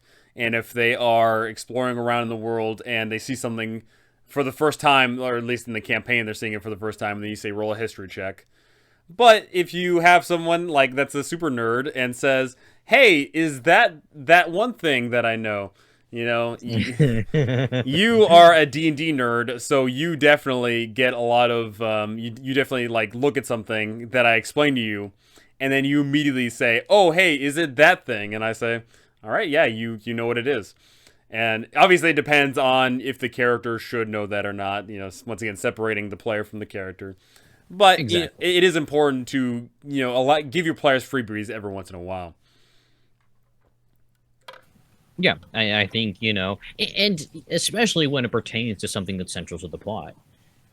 How many dice rolls are you going to make your players roll to get this information that is important for the advancement of the plot? There is a certain fear that happens as a DM when you realize you're like, oh, I want to make something a challenge, but the way I've built something or the way I've established something, it's very easy for the players to fail and not get on the railroad that I want them to. And unfortunately, all D&D is some railroad. It may be less in some games, but there is always some place that the players are going on the path that they're taking, and they're it's curated by the DM, and it is in some aspects a little bit of a railroad. So, if you have something that's important, like super important that the players find out, how hard are you going to make it for the players to find it out? And more importantly, I think there is a difference between having something that's hard for the players to find out versus something that feels earned when the players do find that information. For sure. And there's nothing wrong with giving your players, putting your players on the railroad because they want to have an adventure. And every once in a while, if you are running an open game or specifically a sandbox game, there is times where there can be analysis paralysis, or they could be going in a direction that they think that is the best way to go, but in reality isn't the best way to go. Or maybe you haven't prepped in that certain area. So it's okay to direct your players to the best location for them. You know, at the end of the day, you don't want to have to sit there and be like, oh yeah, you guys wasted half that session doing nothing because you were wasting their time, you're wasting your own time, and that sucks, and that's gonna leave sour grapes, in everyone's mouth. Make sure that whatever game that you're running, put them on the right track. Give them those A, B, and C options with a little bit of wiggle room for a D option, and just have at it. And I think now coming into the fourth quarter here, speaking of directing your players to go somewhere, dungeons. Dungeons are Yes. the name of the game, alongside the dragons. And the real thing is dungeons come in all shapes and all sizes and have many number of occupants or maybe none occupants. And obviously all these pre-made modules have tons of dungeons or maybe no dungeons at all. So what is your thought process? What do you think about when you're going to make a dungeon? So when I think of what a dungeon is, there are so many different definitions, right? And it is somewhat of a broad term in this day and age for D&D. Technically, a city could be a dungeon in its own right, in its own way. Um, you could have, a dungeon that is very classical. It is just, it's a stone underground place that's dark, and there are monsters inside and loot inside, right? I think for me, when I build a dungeon, I want to build something that is somewhat substantial. I want it to either have some intrigue into it. I want it to have, it's going to have a little bit of combat encounters to it. That depends on how much you want to put in. There are some dungeons that can be very combat heavy, and the ones that are sometimes run the risk of feeling a little too much. A little too much in terms of how much time you're spending on them. You need to kind of balance how much time you want your players to spend in this dungeon and how big the dungeon is. And a lot of that's going to be determined on what the dungeon is. Um, I like to think that you could have situations where your players go in, they're exploring a ruin. There are, maybe these are ruins of an old civilization, and there's some stuff here that still operates. Maybe there are still some very ancient traps. Maybe there is a storeroom that's not been discovered. But moreover, what might be there? Have bugbears taken residence in there? Are there ghosts within this place? I think you have to understand when you're building a dungeon, what purpose does it serve for why your players are going there? And you know, yeah, I think that's important to keep in mind. Yeah, dungeons are, once again, all shapes, all sizes. I've ran dungeons that are simply one room, two room, three room, little areas where there really isn't too much to get involved with, but there's enough content there that it keeps them occupied. And of course, I've ran mega dungeons. I've ran dungeons that aren't going to be completed in a single session. No, they're going to be completed in maybe 10, 20 sessions. And it really comes down to what is the stakes of the game, what is the precedent, what are they doing there in the first place, what's their motivation for delving deeper, what are the occupants. There's a lot that gets involved with these things, and I'm just trying to think of like some of the better dungeons that I've managed to create or at least run.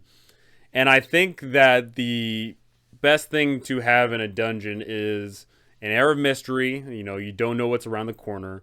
I like having there be, you know, traps because traps keep people on edge. I like having monsters that are unique and haven't been seen before.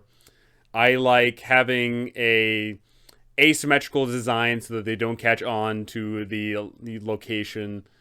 I I'm trying to think of what in regards of like topography I like. Do I like them? Do I like dungeons that you're climbing up? Like, is it a tower, or do I like dungeons where you're delving deeper into the earth? Some of the best dungeons that I like are reverse dungeon crawls, where you fall into a dungeon and you have to escape the dungeon. I think that's always a blast because that gives you clear incentive to explore because you're exploring to get out versus exploring to get in. And obviously, one of Well, the biggest things is rewards. As you're exploring the dungeon, yes. you need to reward the players because if they are not being regularly rewarded, they're not going to continue exploring. Simple as that. Well, and you can leave breadcrumb trails, right? Maybe they come in and they find a corpse of another adventurer, and they start putting pieces together, and they find maybe a journal on one, and maybe a magical weapon on the other, and they start acquiring pieces of gear that are maybe a little more organic to things that wouldn't be in the dungeon itself. Like if you're exploring a mine, that's very dangerous. Well, there might not be a lot of magical equipment in a mine unless there are people who went in there before you did and have not come out. Maybe there is, a creature that's hoarding a wealth in there, like a dragon or an ogre, that is doing something, right? You have a lot of opportunities to kind of put in things that your players discover along the way. And it'd be really cool. It's like, yeah, we find 5 other dead adventurers in here, and they could leave them there. If they're high enough level, they could maybe even decide to, you speak with the dead or bring them back from the dead, and they could get information out of those dead adventurers. I also like puzzles. Mm-hmm. I think puzzles are really really fun for your players to try and solve, but they can run to be a little tedious, if the players don't have the right way of looking at it. And if a lot of the stuff is going to be like physically explained, you do have to kind of temper that with, okay, what is going to be too complex for me to like explain in an understandable way versus my characters trying to solve this puzzle? Is it going to be something where you just need 3 different items? Is it going to be a riddle? Is it going to be you have to like match these tiles up a certain way or only step on these certain tiles in a dungeon? There's a lot of ways that you can add in different things that may not be required to advance, but if they're able to do it, it can be rewarding in the fact that they could circumvent part of something that might be hazardous. For sure. And, puzzles are, super duper intrinsic unique. I think that, one thing that really sucks about, just puzzles is you're typically reading a wall of text, right? You're pouring over it and you have to try and, remember what this trap is. And then, unfortunately, you're sitting there, and whenever they ask any question, you have to pour over the wall of text again to make sure that you're going to say something that they could see, but you have to make sure that you don't tell them something that they wouldn't know. So I think it's really important that when you are going to run a puzzle or a trap or whatever, that you have to have you need to separate out like a blurb that you would like show off to your players. You specifically in like the pre-made modules, there is a lot of traps and puzzles, and usually the information that you have to give out is intermingled with information that's only pertinent to you. So you have to dedicate a bit of time, you have to do some homework, and you have to write down the information that you are willing to give to your players. And another thing is if it's a mechanical puzzle where it's simply going to be they have to roll some type of check, then typically you don't need to give too much to them. But if it's a puzzle that they are going to be interacting with, oh, I have to pull this lever, oh, I have to press this button, I have to step there, you need to provide a handout. You need to give a sort of visual aid, because if you don't allow them to touch it, if you don't allow them to feel it, if you don't allow them to see it, maybe even sometimes you give them a smell puzzle. I'm sure if you play in person, there's some smell puzzle you can integrate at some point, but giving your players that handout or multiple sets of handouts so that they can pass it around to each other, or if you're playing online, that they can all just look at and whatever. That really helps to sell the puzzle. I'm trying to think of, another puzzle without giving any spoilers. Oh, you know what? A perfect example is I ran a puzzle where I gave the players handouts online, and they had to place these little pieces of the puzzle into certain slots. And I allowed everyone to go ahead and handle them. And it was interesting because they sit there and read out, there's a little poem to this puzzle, and they have these little handouts, and they get to move it around the map. And that let them really visualize how to do it, and to let them talk to each other so that they can compare and contrast. And, man, I'm trying to think of any other puzzles. Poems. Puzzles are hard to build, too. I would say they are very challenging to build. So, definitely kind of, don't be afraid to look up stuff online. Maybe not stuff that is heavily trafficked in case your players know about it. But, maybe look up stuff that helps give you inspiration to create your own puzzle. Because sometimes it can be very challenging to be like, how do I make a puzzle that is solvable? Because that is very important, because you can certainly make a puzzle that is not solvable. How do you make a puzzle that's both solvable, challenging, rewarding to solve, and more importantly, what are you going to give your players for solving it? Is this going to be, open up like a cache where there's some weapon of power? Is it just going to be just so they can continue to advance? Or is it going to help them circumvent something that would otherwise be harmful? Because if something's just harmful, don't put too much thought into the puzzle itself. It may need to be something that's a little simpler, because a lot of the time, if it ends up being too difficult, your players may just be like, look, let's just try and eat the damage. Now, that depends on how punishing the damage is. If you're hitting your players with 18 D10s, they'll probably sit there and try and solve the puzzle.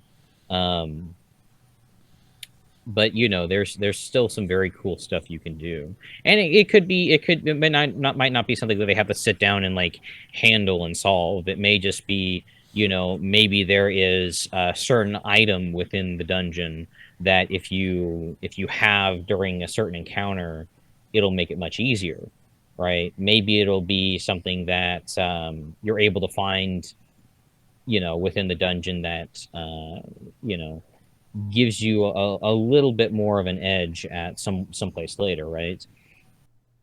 I'm not going to say too much, but we had one great opportunity in one campaign to get an immovable rod, which we didn't. It ended up getting destroyed by one of our players, somewhat inadvertently, but that would have been something that would have been a very good tool to help us solve puzzles. And sometimes think about what can you give your players to help them solve some obstacles that you're going to put forth in the dungeon itself.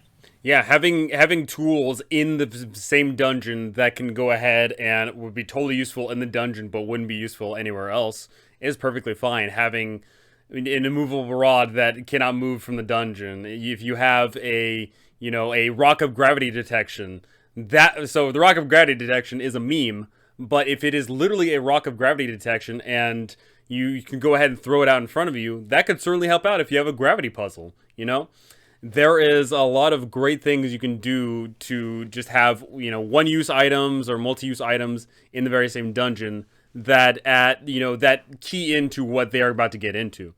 If you have a item that, detects portals, then lo and behold, the very next room, there's a whole bunch of portals, but, you can have a blast with that.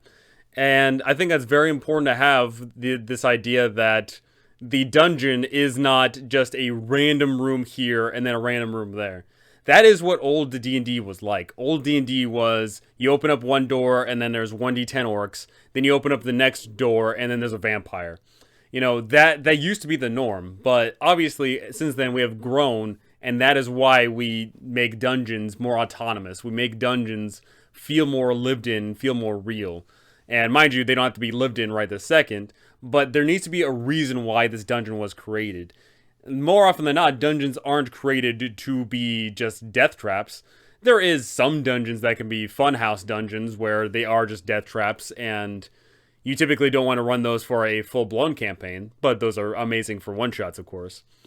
And you have to, like, if you're running a dungeon for an actual campaign, you have to sit down and think of why was this created, who created it, what's in here, or what was in here, what's in here now, what is the reward for moving forward, what is the purpose of getting past this next trap, getting past this next puzzle, getting past this next encounter.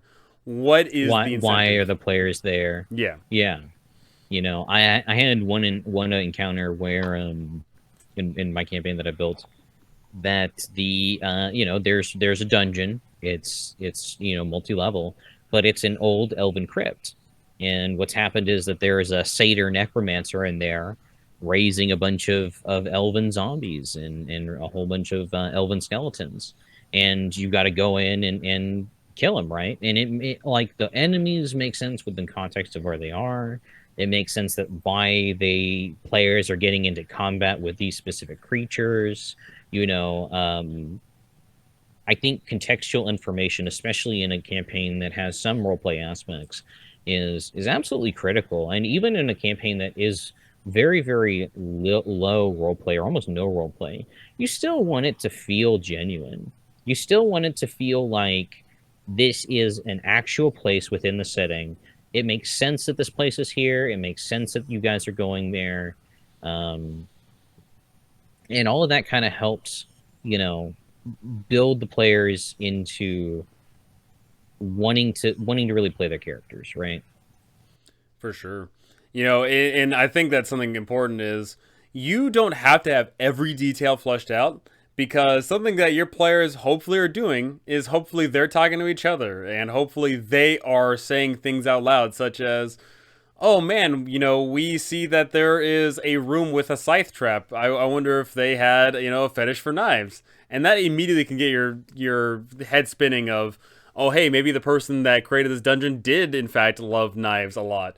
Or maybe your players, fight some wights in here, and then they say, oh man, we're fighting a whole bunch of wights. I hope there's not a wraith up ahead. And maybe there now is a wraith up ahead, and you just didn't think about it when you're rolling up the encounter. And another important thing about dungeons, I did talk about this with console a little bit, but I also want to talk with you about it, is time in the dungeon. So if there is literally no timer at all whatsoever, there is no important quest, you don't have to immediately save the princess, or you don't have to save the dragon from the princess, the evil tyrannical princess.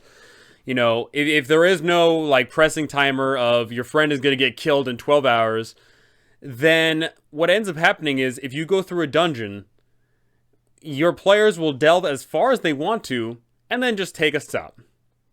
So what do you do in regards of putting a timer on dungeons, or do you not?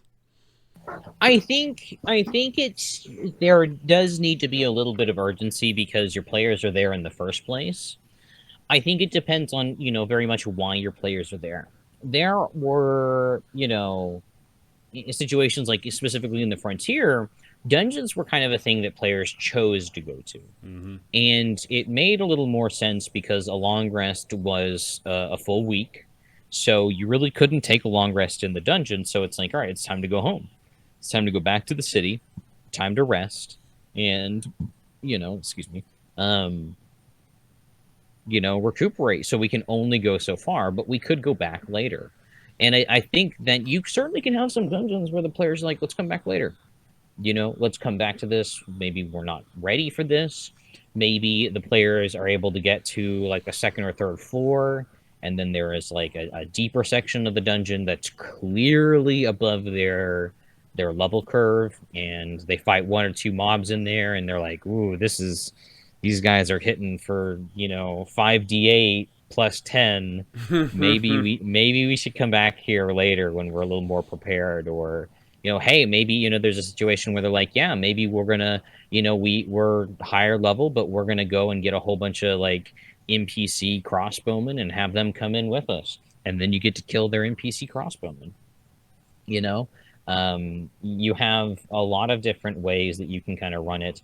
I think though, any dungeon that you really want your players to go to, you need to give them sufficient enough reason to feel like they need to do it, whether they're hired to do the job, whether it's something that is time sensitive, whether it's something that it's like, look, I think time constraints again kind of largely sit into like the long rest mechanics, and you don't want to allow your players just to kind of be like, yeah, we kill everybody, we sit in a room, barricade it, and sleep, because that can really throw out the action economy. Because if they just sleep whenever they want to, as many times as they want to, it's going to be hard for the dungeon to keep up to snuff. Because as soon as they feel like they're like, yeah, I'm a little tired, I'm out of all my highest level spell slots, let's take a rest.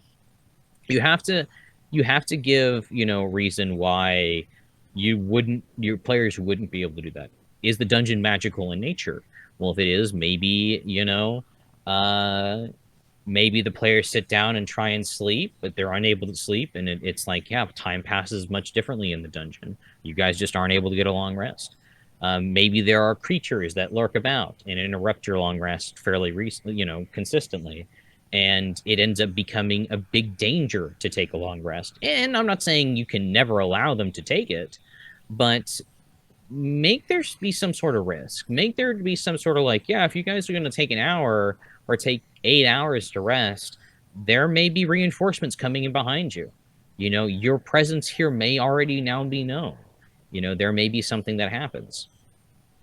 So I think contextually, it's important to know where your players are, but you need to temper it. You need to be, you know, not allowing your players to take a long rest as often as they want, whenever they want. Leomund's tiny hut, I think, is one of the biggest um, offenders for Oh this, yes. because it's just like, yep, I make a little like I am safe zone and no one can bother us and we just take the rest. Well, how are you going to counter that? And how are you going to counter it in a way that doesn't feel um, inauthentic? It doesn't feel contrived, because it very well can, sometimes feel like the DM's just kind of trying to be, negative Nancy and rain on your fun. And, you know, most of the time when players are given sufficient enough reason, they're happy to go along with it.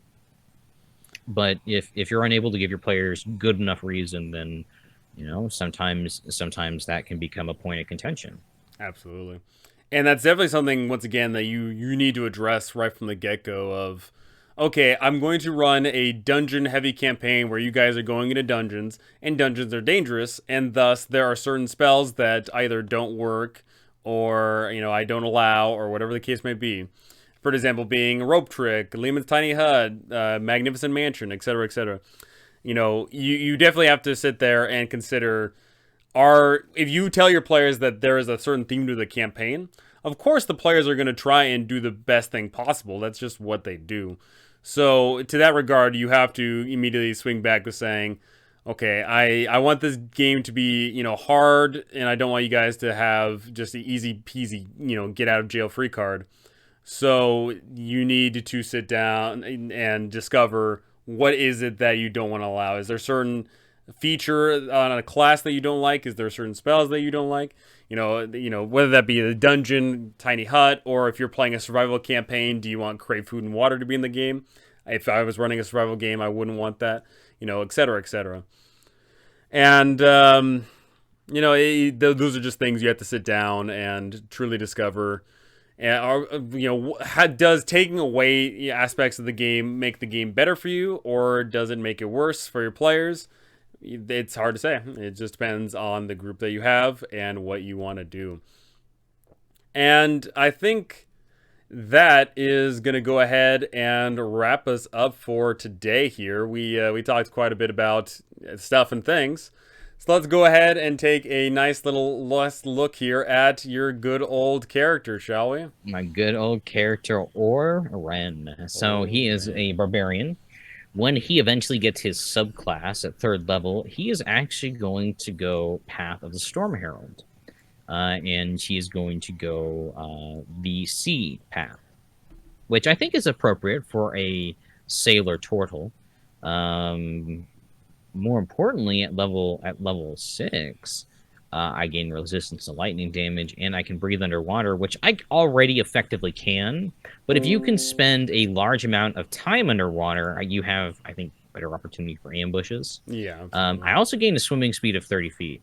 Now, a lot of people know this, but not a lot of people also know this. Whenever you have a swimming speed, you pretty much no longer have any of the disadvantages of swimming underwater, in terms of like weapon attacks, in terms of most of the things you can do.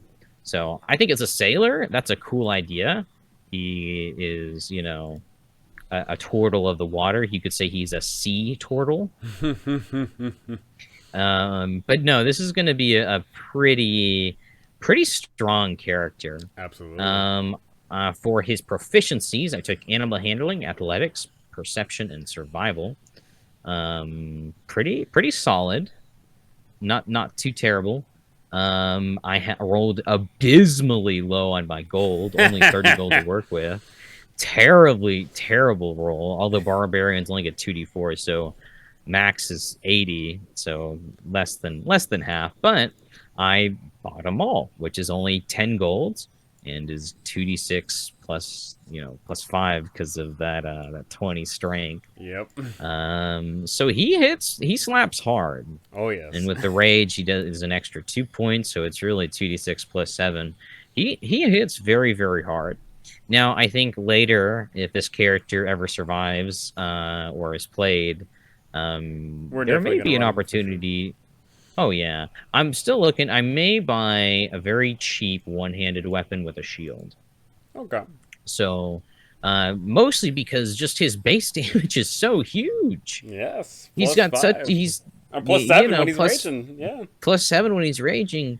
A D6 weapon is kind of hits hard. Oh yes. It's pretty hard, you know. If I needed to buy a D6 weapon, I don't think I can buy a D8 weapon. A battle axe, or actually, how much is a battle axe? You know, I could buy a battle axe. How much is a shield too? Shields are 10 gold. You know what? I could buy a battle axe and a shield. There you go. And then I'll be poor. That's it. That's all I can get. So battle axe and shield. Okay. So yeah, that'll be Oren. But this is a very good character. This is a character that does not happen every day. No. A D18 down the line character like this with one negative. One negative. Fun fact, you had a literally 50-50 chance of having negative stats. And I did pretty good. You did pretty freaking good. I'm so sad that you didn't roll one. So sad. Oh yeah, that I didn't roll a 1. Yeah, you would be sad. I mean, that's the thing. Explaining a 1 in any stat block is really hard, especially if it's a 1 in intelligence. And then you're like, ooh, this character has a lot of negative skills. Oh yeah, there's a lot of deeply negative skills. And how do you roleplay that, right? It's without just being like, yeah, my character does not speak. He doesn't process information. He just hits things with them all. My character's the strong silent type. Well, I mean, that's rough. A wisdom of 1 is rough. Like you're just like how gullible can your character be? Like that's incredible. And then charisma of 1, that's maybe I have like a weird like inverted shell. Maybe I'm just like I don't know. Any 1 in any stat is just like that is very difficult to role play, no matter what it is. So I'm very thankful I didn't roll a 1. But no, this character is very good. I'm very pleased with Oren. Absolutely. And you should be. I can't wait to give this guy a spin. That is going to do it for this video, though. Is there anything final here you want to say before we wrap things up? No, I very much enjoyed today's podcast, Trevor. Thank you very much. And I look forward to future conversations and seeing what else we can get into. Maybe you, Consul, and I can get in on the same thing. That all three of us can get in. Absolutely. I know that's coming for sure. That is going to do it for me, though. Thank you all so much for watching. Thank you all to my lovely patrons up here. You guys are absolutely incredible. That is going to do it for me, though. Thank you all for watching, and I cannot wait to see you all in the next one.